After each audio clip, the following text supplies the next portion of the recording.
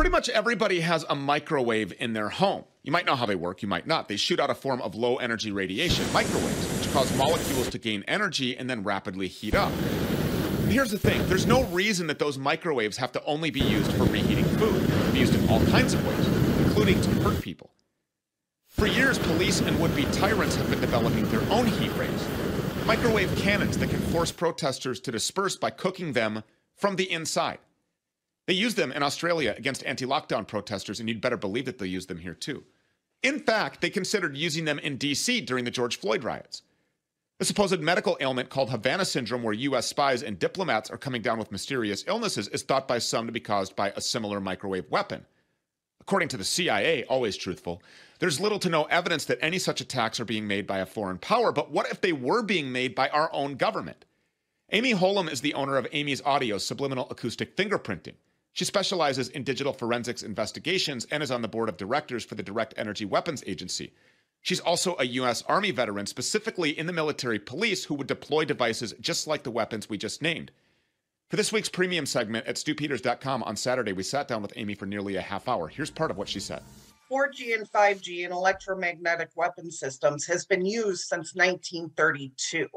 So it's been over 80 years that they've had and been working on these different types of technologies. I have helped over 3,500 different victims on a global scale, over 2,500 within the US and over 1,200 in different other foreign countries. So how is this being deployed? And how are these people, whoever they are, so many questions, and who are these people and why, and their targets, and how do they decide, and how is it deployed? I mean, just take the floor here. I'm very curious.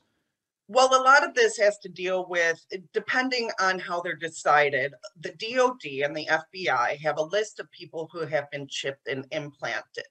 So a lot of those lists goes down to using the fusion centers to local police officers to target and harass them and to use these different types of technologies.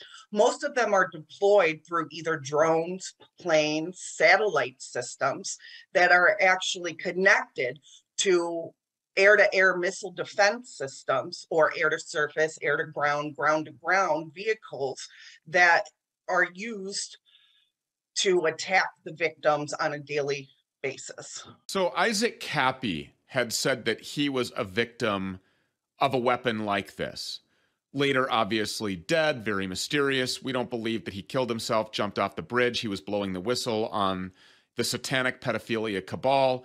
Tom Hanks with a cryptic tweet about his death afterwards. We have these little ones coming out on Monday, August 1st. And obviously, you know, there's a lot of people that are not going to like what we're doing. Do you have to be implanted with some sort of a chip in order for this kind of a weapon to be used against you? No, you don't have to be chipped or implanted. As a matter of fact, our own bodies produce frequencies. So technically, they can zone in on those personal frequencies and hit you with those radio waves. A lot of this is being done through subcarrier waves and AM and FM broadcasting systems. So your cell towers, your radio towers, they're all used to attack you. Who has their finger on the trigger of this technology?